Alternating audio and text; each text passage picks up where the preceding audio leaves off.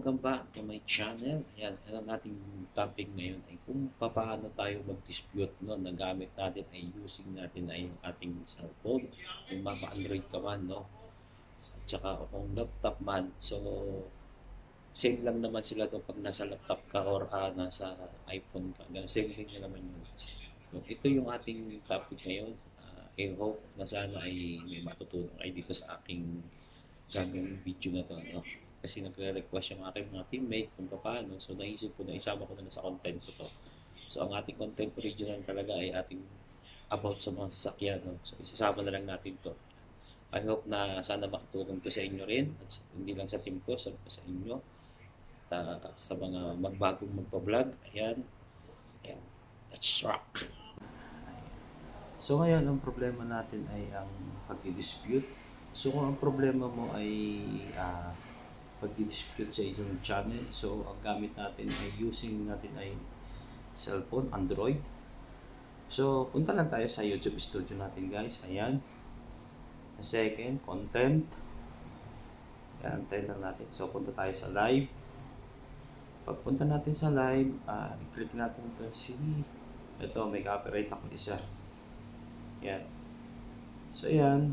Hindi siya ma-mute. So, click nyo si copyright. Ayan. So, nakita natin sharing. So, review issue lang tayo. Reviewin natin yung issue. So, ngayon, ito yung inaano niya sa aking puso at saka si Verbo din Lai. So, ngayon, i-apply natin siya ng dispute. So, kanto lang yun. Ayan, click nyo lang yan. Dispute. May dispute, yan, click nyo, next. Tapos, original content tayo, next. Tapos, yan. Click lang natin to, may content claim, may video. I-claim lang natin si video natin.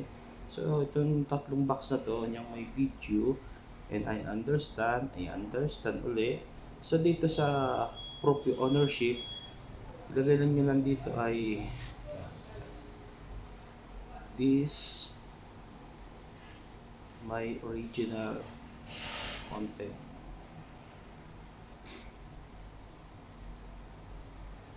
Yan. Tapos dito sa signature nyo, ilagay nyo lang si pangalan nyo. YouTube channel nyo, mas better yung YouTube channel nyo. Ngayon kay RST Toto Escobido. Ayan. Tapos submit lang natin.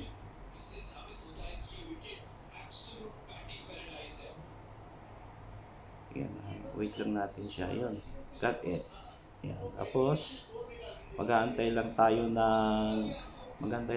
kanong response niya. Siguro more or less. Sa akin kasi nakaka-encounter ako dito ng 3 araw, isang 4 na araw, isang linggo. Yan. Wait lang natin yan. Pag-dispute niya yan. Pag-dispute na ito kasi yan, i-apply na natin yan. So ngayon, nakita nyo na yan, wala nang mute. Hindi nang pakiklik ng mga mute. Tsaka trim, dispute. Ano na yun, sabihin, na-submit nyo na yan. So, antayin nyo na lang yung response sa inyo. So, ganun lang. Ganun lang ang gagawin natin. Kasi siguro yung dispute na yun, pero hindi naman masyadong mahaba yung oras ko. Kita naman natin dito ay 4 hours lang, no? Yan. Tungkol naman doon sa na-vlog ko na yun, yung pinakamabilis na kung paano tayo mag-mute o pag-mute ng ating mga CPR, no? So, ganun ang gawin natin. Yan, thank you guys. Sana may natutunan kayo sa aking vlog ngayon.